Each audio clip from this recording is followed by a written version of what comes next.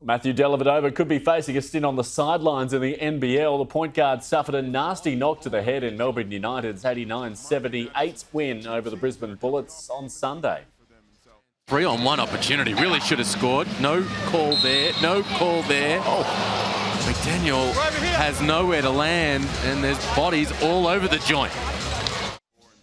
Dellavedova missed several games due to concussion while with Cleveland in the NBA during the 2020-21 season and will be monitored by United's medical staff. Let's get more on this now with NBL commentator and championship winner with Melbourne United, Pete Hooley. Pete, very good day to you. A good weekend for Melbourne with back-to-back wins over Perth and Brisbane, so they've got to be happy about that. But that incident that we just saw there involving Dellavedova is not ideal. Just how cautious do you think the club is likely to be over the next couple of days with him? Yeah, I mean, massive weekend. You get two big results and the way they're looking are going to be the team to beat. But it's hard to see Delhi potentially playing this week and you don't want to look too far into the future. But what happened last year with Hooley, he missed the majority of time with back-to-back concussions and it was the delayed symptoms that really sat out Hooley to the point where they thought that he may never play again. So they're continuing to obviously make sure that he's going to be okay. Delhi has a history that has been spoken about here and they're going to keep monitoring him. And even Dave Barlow last year sat out a majority of time with a concussion as well. So Melbourne United is all too familiar with this situation, which means it wouldn't surprise me if they were extra cautious and we didn't see Delhi for some time. It's just such an unfortunate incident. I mean, for Brisbane as well, this was the first of the run of games without the suspended Aaron Baines and they dropped both of them. Can we expect more of the same without him there?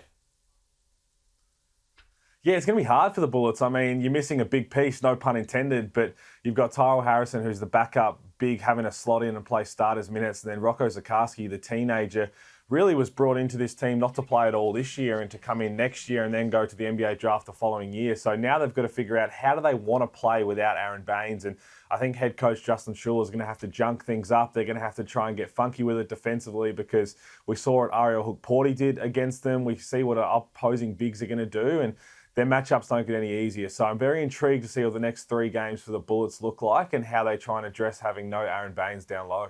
At the Kings, they're just barely missing a beat at the moment, and they beat Brisbane on Friday, then Perth on Sunday. What have you noticed about how they're playing under their new coach, Mahmoud Abdel Fattah? Yeah, it's super exciting brand of basketball. And a lot of people, we know how hard it is to win a three-peat in any league, any professional league especially, but they're already taking a little step there by bringing in a new coach, bringing in a new style, bringing in a bunch of new players. And to be honest, they play so fast that it's like an ice hockey game. They've got one of the deepest teams in the league. They continue to bring in fresh legs. They get up and down the floor. They shoot a ton of threes. Defensively, they're nowhere near where they want to be at just yet. And if they really hone in on that end, they're going to be in a box seat to try and get this three-peat. But super fun style to play. Jonah Bolden's come back out of retirement. He's looking great. The MVP, Jalen Adams, is running around. An NBA player, Denzel Valentine. So all the pieces are there for the puzzle. It's just about putting it all together. Yeah, indeed. What a roster that is. An embarrassment of riches. But on Saturday night, we also saw NBL Next star Trenton Flowers make his mark in Adelaide's win over the Hawks. 23 points he ended up with. 18 of those were in the final term. What makes him so special and how high do you think he can go in the NBA draft? Yes, super exciting talent. I mean, this kid was at Louisville, the university, just a couple of months ago, decided to step away before that season started to join the program and started a little slow in the preseason. There was an experiment to try and put him in the point guard spot, which isn't where he's most comfortable. And I think we saw him break out of that in a game like this. 18 points in the fourth quarter is exceptional, no matter who you are. And the way he did it, the confidence he plays with, he's an extreme athlete. And I'm expecting big things from him. And the whole Next Stars program's designed just to get better 1 week at a time. You don't have to score 18 points in a whole game, really, as long as you're showing that improvement. So I'm expecting he can continue to fly up the draft boards. And the only negative about that game, I was calling it and I threw in a Seal reference saying a kiss from a rose. So I think I took a slap on the wrist for that and I won't be doing that again. I'll let him just blossom from now on. Thanks very much, Pete. We'll speak to you again next week. Pete Hooley there, NBL commentator and championship winner with Melbourne.